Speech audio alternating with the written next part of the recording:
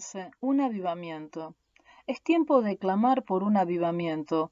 Oremos a Dios como el profeta Habacuc, diciendo: Aviva Jehová tu obra en medio de los tiempos, dala a conocer. Habacuc 3:2. Hermano, es la gran necesidad de la actualidad. ¿Qué es un avivamiento? Es una visitación de Dios en la cual Él imparte por su Espíritu nueva vida a su pueblo y da vida a los que están en pecado. Un avivamiento es nueva vida procedente de Dios. Aleluya. ¿Para qué necesitamos un avivamiento? Para que muchos ministros sientan un nuevo amor por las almas y entre ellos un anhelo de conducir las gentes a Cristo. Que muchos de ellos reciban un nuevo amor por la palabra de Dios y una fe viva en ella. Que muchos de ellos reciban potencia en la predicación. 2. Para que multitud de cristianos sean apartados del mundo y sean lanzados a vivir en profunda consagración con Cristo. Que multitud de ellos reciban un nuevo espíritu de oración, cosa que la oración deje de ser un deber y se vuelva la necesidad de un corazón hambriento de Dios.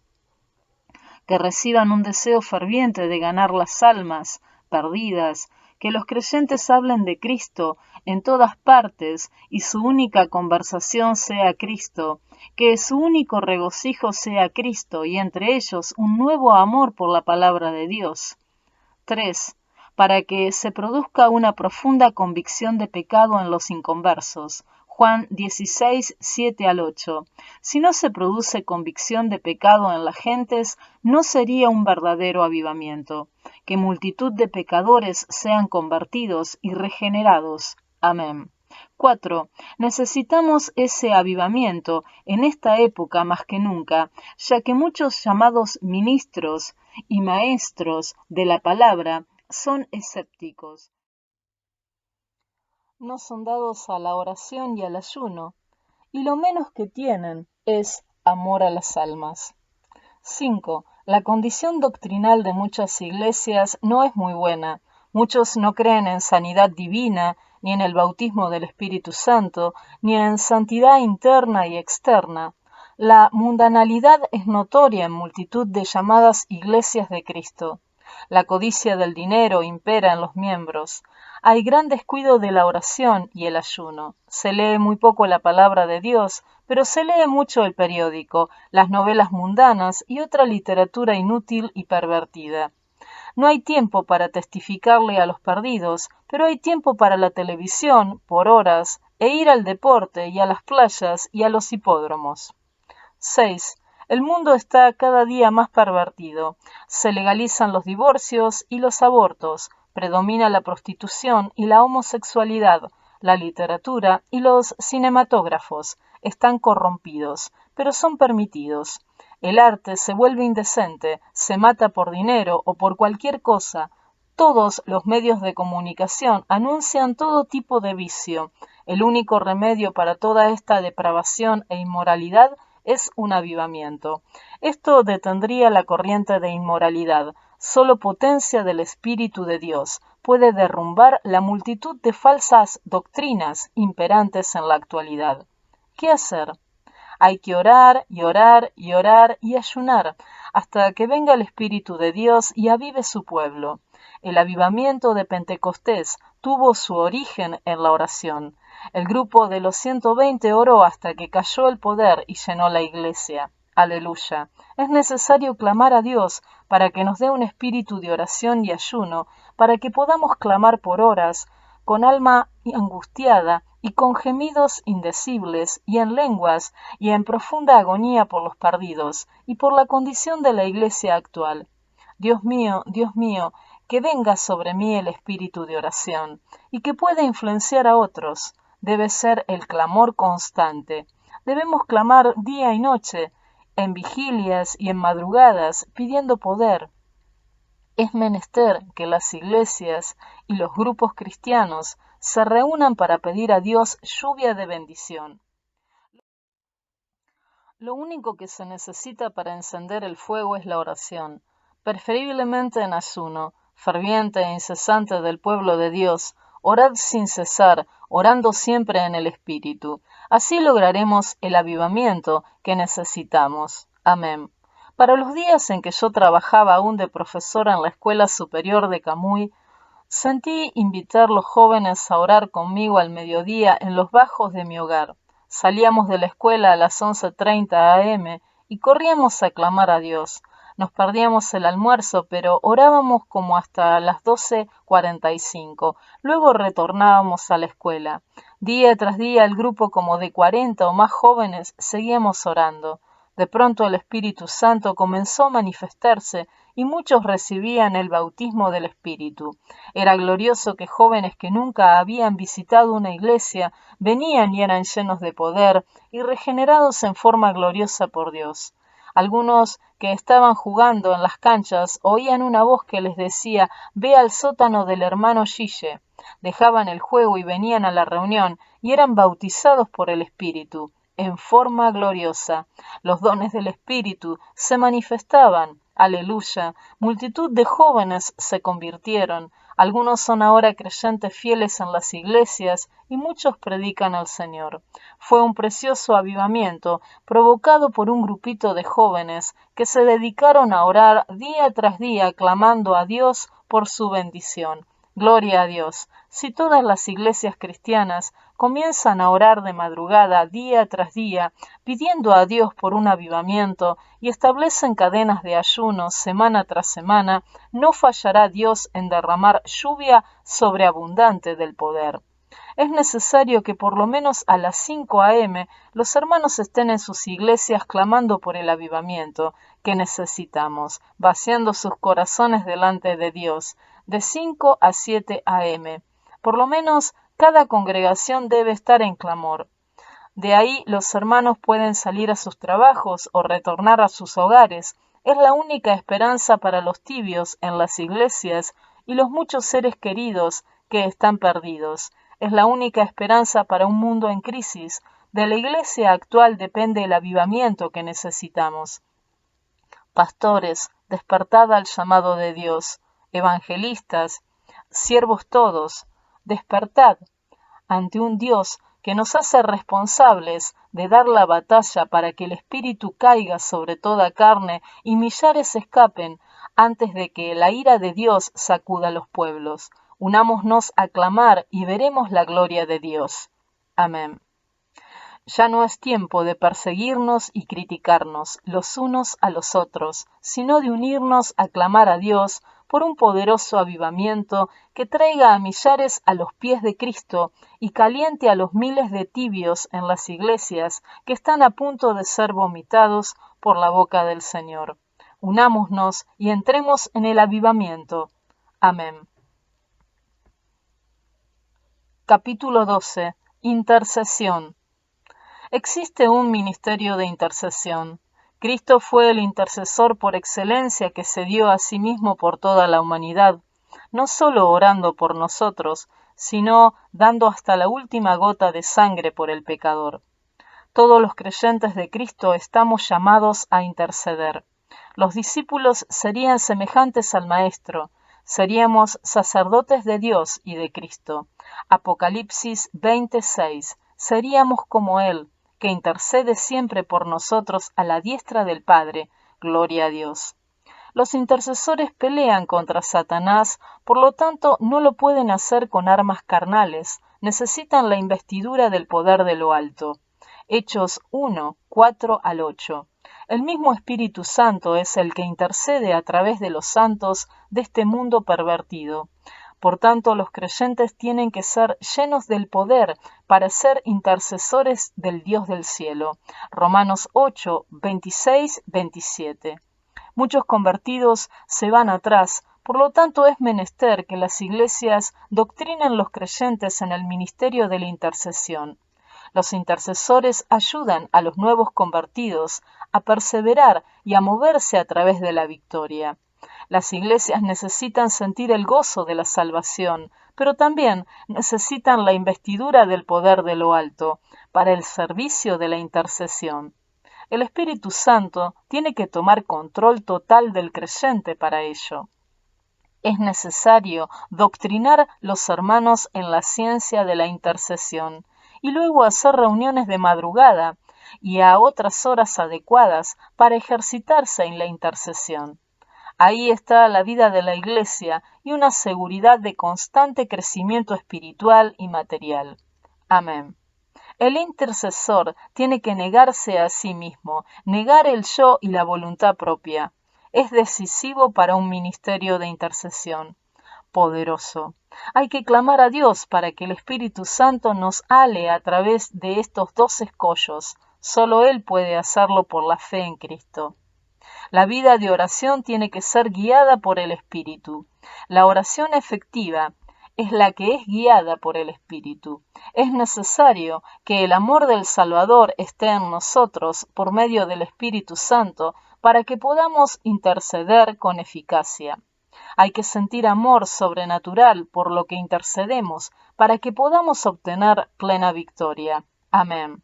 Los intercesores debemos orar por horas diarias en plena posesión del Espíritu Santo y en oraciones guiadas hacia propósitos específicos hasta sentir contestaciones definidas de plena victoria. Amén. El intercesor tiene que estar dispuesto a sentir el sufrimiento de los que son objeto de la intercesión. Pueden ser las almas perdidas o los enfermos, pero es menester que sintamos su tragedia profundo en nuestro ser para que así podamos interceder con gemidos y lágrimas, que muevan a Dios a romper todo yugo satánico. El Salvador tomó el lugar de los pecadores. Así también el intercesor tiene que tomar el lugar de los oprimidos. El amor del Salvador tiene que manifestarse a través de nosotros hacia ellos. Gloria a Dios. Una de las grandes batallas del intercesor es la del amor a los alimentos. Esto tiene un gran agarre en multitud de cristianos y tiene que ser desarraigado, ya que Dios nos llama en incontables ocasiones a interceder en ayuno por los oprimidos, para romper los yugos de Satanás. Isaías 58:6. Hay que sacar del corazón el deseo del alimento. Hay que arrancar de raíz la ansiedad de la comida. Si lo pedimos y lo anhelamos con sinceridad, el Espíritu Santo no fallará en hacerlo para que seamos intercesores eficaces para Dios. El hermano Res Howells, uno de los más grandes intercesores que ha existido, cuenta que en su hogar él vivía muy cómodo, con 4 comidas al día. En su llamado a interceder, Dios le reclamó que redujera a solo 2 comidas al día y en cada comida una cantidad muy moderada de alimento. Dice el hermano que no fue fácil para él lograrlo, pero cuando en su corazón se decidió a ello y se puso en manos del Espíritu Santo, el Señor le cambió el apetito en tal forma que en poco tiempo él prefería esas 2 comidas al día a las 4 anteriores. El deseo de la comida le fue arrancado en forma sobrenatural y su salud fue mejor que nunca antes en su vida. Su ministerio de intercesión se agigantó y consiguió victorias increíbles para la gloria de Dios. Aleluya. El intercesor tiene que permanecer en Cristo. En permanecer en Jesús está el secreto de sus victorias. Juan 15:7. Esto implica caminar como Él caminó. Es estar dispuesto a permitirle al Espíritu Santo que viva a través de nosotros la vida que el Salvador hubiese vivido en lugar nuestro. La forma de permanecer es guardando sus mandamientos. Juan 15:10. Para esto es menester tener un tiempo especial diario para permanecer delante del Señor, cosa que el Espíritu Santo pueda hablarnos y revelarnos todo lo que es menester hacer o quitar en relación a nuestras vidas. Es necesario obedecer todo lo que el Espíritu nos muestre. Amén. Es como el árbol y las ramas. Solo las ramas que permanecen en el árbol llevan fruto. Las que se separan se secan y se mueren. Hay que permanecer en Cristo, en plena obediencia para poder ser un intercesor victorioso.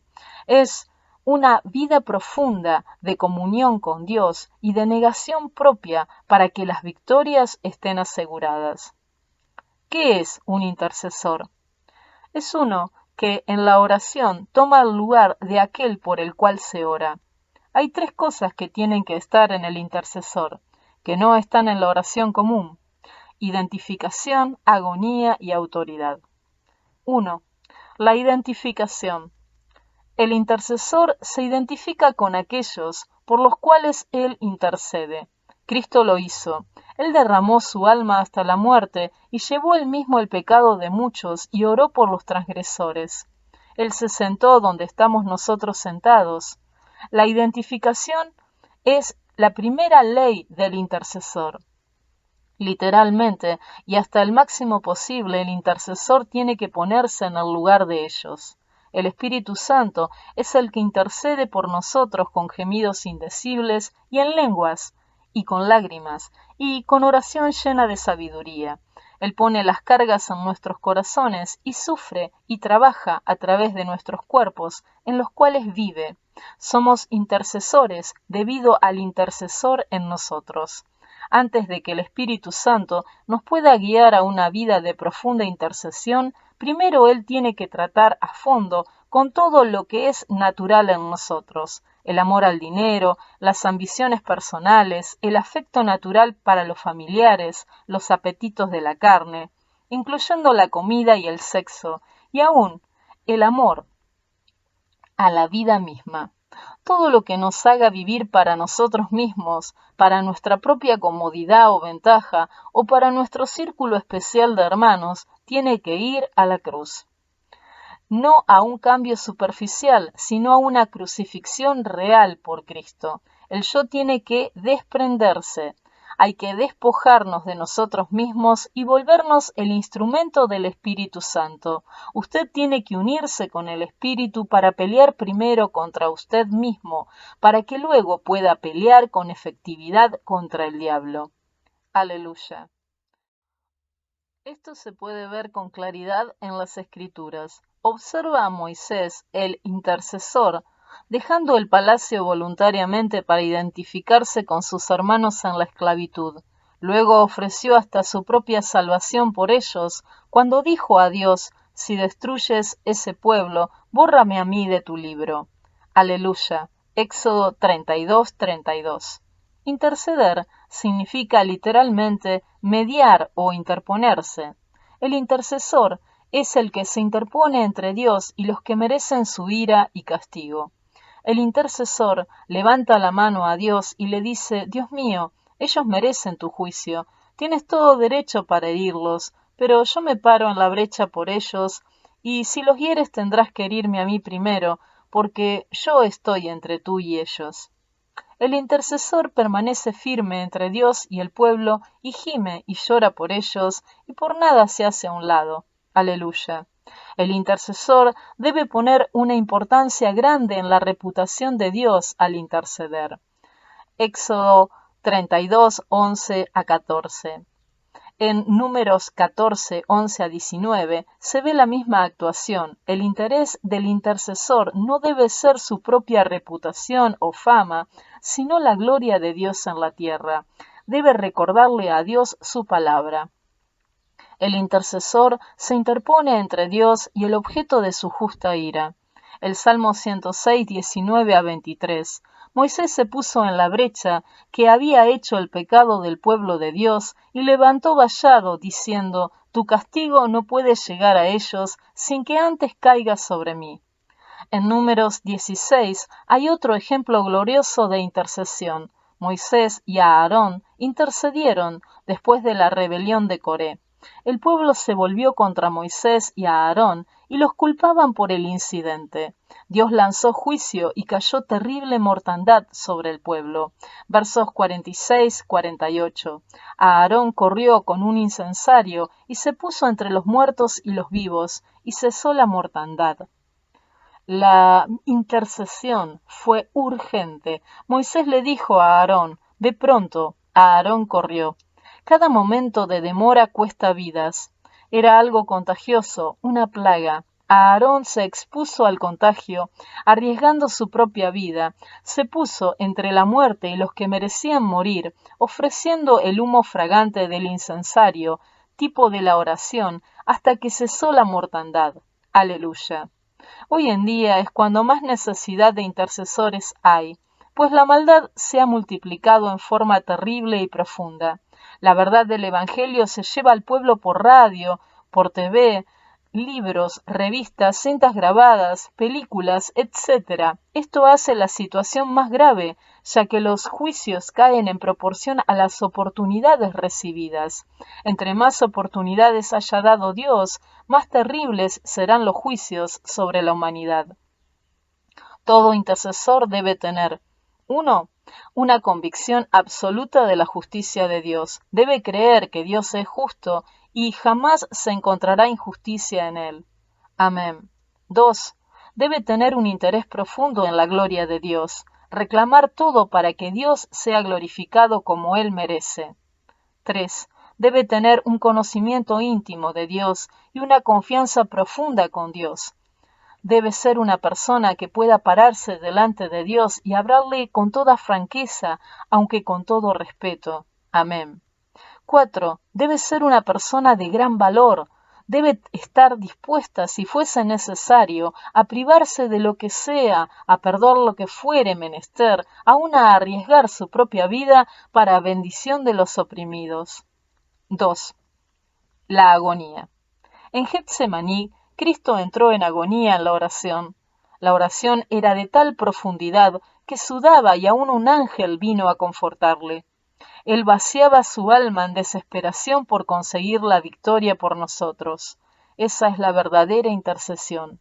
Una oración intensa, profunda y desesperada, que no desiste hasta sentir la victoria de parte de Dios.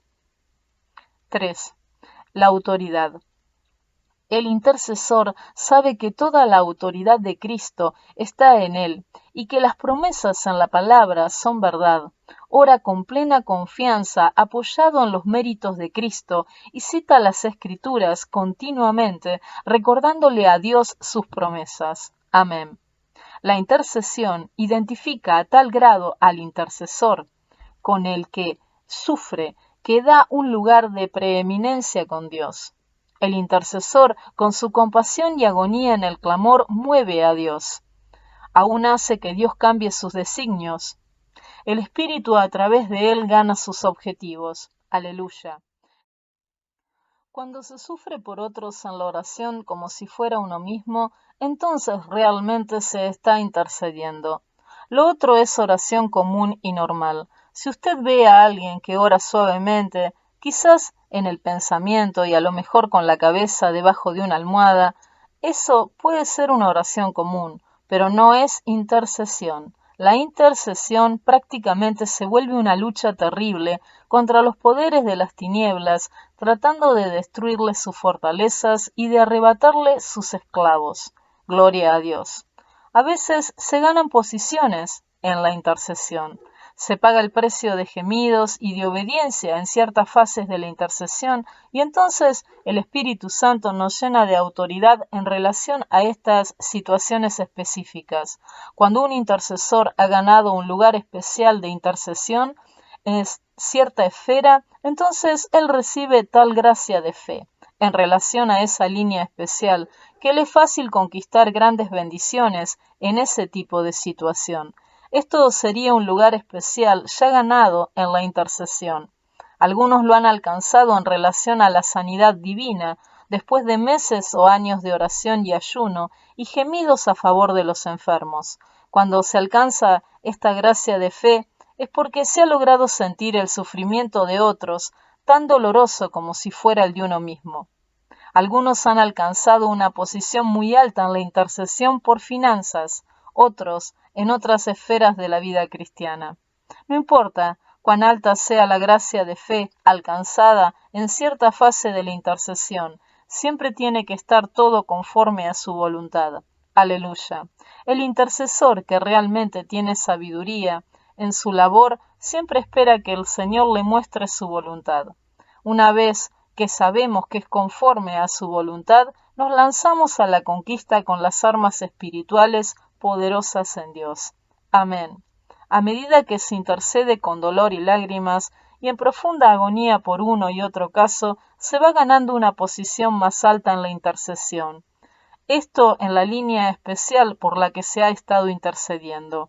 Por años yo he intercedido por mi garganta con lágrimas, con dolor, entendiendo que si enronquece le priva la bendición a tantos que necesitan oír su palabra. Una lucha tras otra en clamor y en ayunos y en fe me han dado gradualmente una gracia de fe en esta situación que hace posible en la actualidad que predique 40 o más días corridos con mi voz clara. Aleluya. Esto puede ser alcanzado en relación al tiempo, sea la lluvia o el frío, ganar almas para Cristo o en otras esferas de la intercesión. Gloria a Dios. Hay diferencia entre el guerrero de oración y el intercesor. El guerrero de oración puede orar por algo para que acontezca sin que esto ocurra a través de él, y puede que no siga orando por lo mismo hasta recibir la contestación. El intercesor es responsable de alcanzar su objetivo y no se sentirá libre hasta no alcanzarlo. Irá hasta cualquier profundidad para que la oración sea contestada a través del mismo. El intercesor debe permanecer en actitud de oración todo el día. Así va alcanzando cada día una posición más alta en la intercesión. Orar es su negocio principal. Guerra sin tregua contra Satanás en su vida. Toda influencia del mundo sobre nosotros debe ser vencida. Su vida es comunión profunda con Dios todo el tiempo. No importa las pruebas, deba clamar para permanecer en su perfecta voluntad. Es morir diariamente para que Él viva en nosotros. El mundo no debe influenciarnos, ya que nada puede influenciar a una persona muerta. Debemos ser santificados paso a paso hasta que el yo y todas sus vanidades sean sustituidas por la naturaleza divina. Romanos 6:6, 2 Pedro 1:4. Que diariamente yo decrezca y Él sea gigante. Amén. El ayuno es arma poderosa para el intercesor. El propósito es para que el cuerpo se sujete mejor al Espíritu. Si cada ayuno se hace bajo la guianza del Espíritu Santo, nuestro cuerpo será preparado para llevar y soportar las cargas. Después que se consigue una victoria, no se debe orar más por ello, pues sería oración de duda. Solo sería dar gracias por ello y alabar a Dios, oración de adoración. El intercesor tiene que aprender a amar los que le ofenden y actuar contra él, y los que le hacen injusticia. Así hizo el Salvador. La raíz de la naturaleza del Salvador es el amor. Debemos clamar para que Él nos dé perfecto amor, misericordia y una naturaleza capaz de perdonar a los que le ofenden. El intercesor tiene que creer a la palabra de Dios, no importando lo que vea. Tiene que entender que Dios no puede mentir ni fallar. La fe es instrumento decisivo para la victoria del intercesor. Aleluya. Al orar a través de los problemas, play through, tiene que creer que están resueltos y no orar más por ello, sino esperar con toda confianza dando gracias a Dios. La fe nos da la victoria. Amén. En ocasiones hay que apartarse solo con Dios y su palabra a orar en ayuno por horas para conquistar grandes victorias para Dios. A veces un compañero de oración es de gran bendición. El intercesor tiene que ser capaz de captar en forma muy clara e inconfundible cuándo es que ya ha orado a través de un problema para declararlo hecho y esperar victoria. El orar de madrugada por horas es un arma poderosa para el intercesor. Es importante interceder por las naciones y países y por los misioneros para que el Evangelio vaya a toda criatura. Amén. En la campaña de Medellín, Colombia, en enero de 1978, tuvimos batallas de intercesión como pocas veces antes. En los días anteriores a la campaña, hacía un tiempo muy claro. El día de inaugurar la gran cruzada de fe amaneció muy nublado y comenzó a llover. Oramos a Dios abundantemente, pero al ver que a eso de las 3 p.m. la lluvia no cedía, decidimos lanzarnos a una batalla de intercesión, concentrando únicamente en el problema de la lluvia. Sabíamos muy bien que si caía el aguacero terrible que estaba puesto, nos arruinaría ese primer día de campaña. Nos movimos al patio de la casa y comenzamos a orar. Orábamos en lenguas y con gemidos y con entendimiento. Le gritábamos al Señor que por compasión a las almas y a los enfermos, Él no iba a permitir que cayera aquella lluvia. Aleluya. Le decíamos que no íbamos a ceder hasta que Él no nos confirmara que no iba a llover. Éramos 3 hermanos y orábamos sin cesar. A veces las lenguas se volvían violentas, los gemidos eran indecibles, parecía que el corazón se me iba a desgarrar. En nuestros corazones creíamos que Dios no iba a fallar.